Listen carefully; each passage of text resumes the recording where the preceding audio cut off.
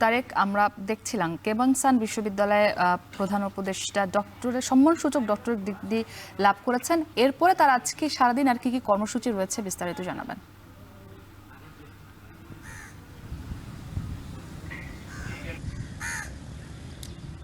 মুক্তি শান্তিতে নোবেলজয়ী অধ্যাপক ডক্টর মোহাম্মদ ইউনূসের ঝুলিতে কিন্তু আরও একটি সম্মানসূচক ডক্টরেট ডিগ্রি তিনি এখন থেকে ১.৫ ঘন্টা আগে তিনি তার গ্রহণ করেছেন। মালয়েশিয়ার একটি বিশ্ববিদ্যালয় থেকে তাকে সোশ্যাল বিজনেসের উপর ডক্টর অফ ফিলোসফি সম্মানসূচক ডিগ্রিটি প্রদান করা হয়েছে। সেখানে একটি সমাবর্তন অনুষ্ঠান হয়েছে। সেখানে তিনি বিভিন্ন বিষয় নিয়ে কথা বলেছেন।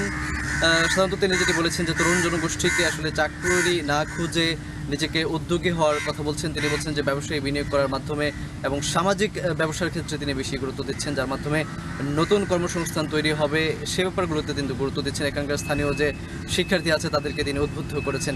একই সঙ্গে বাংলাদেশের যে পরিস্থিতি আছে এখন, ব্যবসায়িক পরিবেশ, বিভিন্ন বিষয়গুলো তিনি সেখানে তুলে ধরেছেন।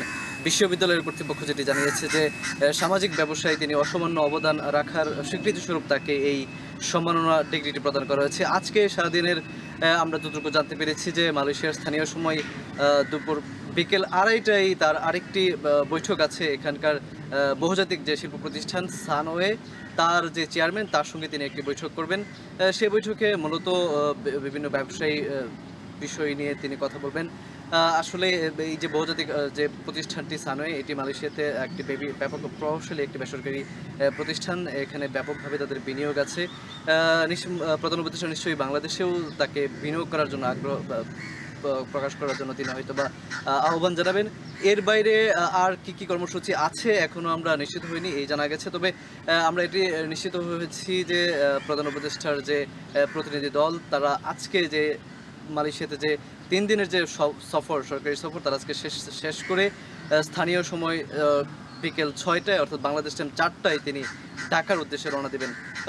মোটা দাগে এই সফরকে নিয়ে প্রবাসী বাংলাদেশিদেরও ব্যাপক প্রত্যাশা ছিল এবং প্রতিনিধি দলের পক্ষ থেকে বলা হচ্ছে যে মালয়েশিয়া এবং বাংলাদেশের মধ্যে যে দ্বিপক্ষীয় সম্পর্ক আছে সেটি আরও সুদৃঢ় এবং আরও দীর্ঘস্থায়ী করার জন্য, এবং মালয়েশিয়া কিন্তু বাংলাদেশের খুব পরীক্ষিত একটি বন্ধু রাষ্ট্র, সেটিও কিন্তু প্রধান উপদেষ্টা বলেছেন। সব মিলিয়ে এই যে সফরটি হয়েছে এটি প্রবাসীদের জন্য বা বাংলাদেশের জন্য আরও সুসম্পর্ক তৈরি করবে বলে প্রত্যাশা হচ্ছে। মুক্তি, এই ছিল কুয়ালালামপুর থেকে। শাহরিয়ার তারেক যুক্ত ছিলেন মালয়েশিয়া থেকে।